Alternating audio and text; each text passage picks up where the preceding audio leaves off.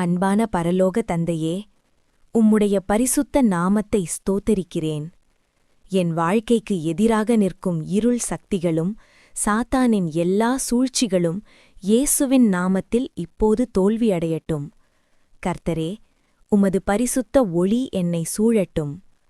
எதிரி விதைத்த பயம், மன அழுத்தம், குழப்பம் அனைத்தும் இப்போது விலகிப் போகட்டும். உமது சமாதானம் என் உள்ளத்தை நிரப்பட்டும். இயேசுவே, நீர் என் கேடயம், என் கோட்டை. எதிரி வைத்த எல்லா கண்ணிகளும் உடையட்டும். என் முன்னே திறக்க முடியாத கதவுகள் இப்போது திறக்கப்படட்டும். ஆண்டவரே, என் குடும்பத்தை உமது இரத்தத்தால் மூடிக் காத்தருளும்.